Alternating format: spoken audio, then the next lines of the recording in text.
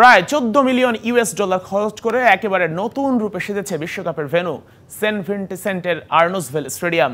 এতে 11 বছর পর এই মাঠে ফিরছে টি-20 ম্যাচ, আর সেই উদ্বোধনটা হচ্ছে বাংলাদেশের খেলা দিয়েই।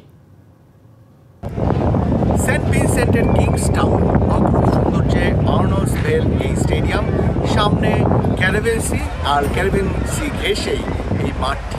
এই মাঠেই বিশ্বকাপে বাংলাদেশের মহা গুরুত্বপূর্ণ ম্যাচ। ভেন্যুর নতুন সাজ আর প্রাকৃতিক সৌন্দর্য মুগ্ধ করবেই, তবে দিন শেষে ম্যাচটা বাংলাদেশের হওয়া চাই, তাহলে বিশ্বকাপের এই ভেন্যু মনে থাকবে বহুকাল। এই মাঠ নিয়ে কৌতূহল মিটবে না আগন্তুকদেরও। Swimming pool capacity, we have 4 insect pools. They can hold 8 persons at a time each, and this is a new facility. It's the first time it's going to be used here in St. Vincent and the Grenadines. ভাবা যায় cricket ভেন্যুতে swimming pool, তাও আবার একটা না একাধিক। ঢালাইয়ে দৃঢ়তা, নির্মাণে নিশ্চয়তা, প্রিমিয়ার সিমেন্ট, ঢালাইয়ের রাজা। এটাই সেন্ট ভিনসেন্টের আলাদা একটা বৈশিষ্ট্য।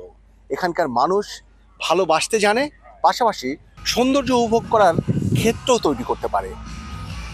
বিশ্বকাপে বাংলাদেশের পথটা গ্রুপ পর্বেই থামবে নাকি লম্বা হবে, তাও ঠিক হবে এই ভেন্যুতে।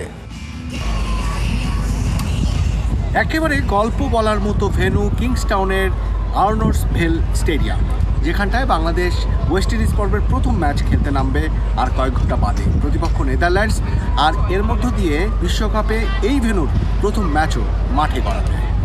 রঙে সেজে উঠেছে এই ভেন্যু, নতুনভাবে এই ভেন্যুকে পরিচয় করে দিচ্ছে সেন্ট ভিনসেন্টের মানুষ। Abdullah Hira, DBC news, Saint Vincent, West Indies.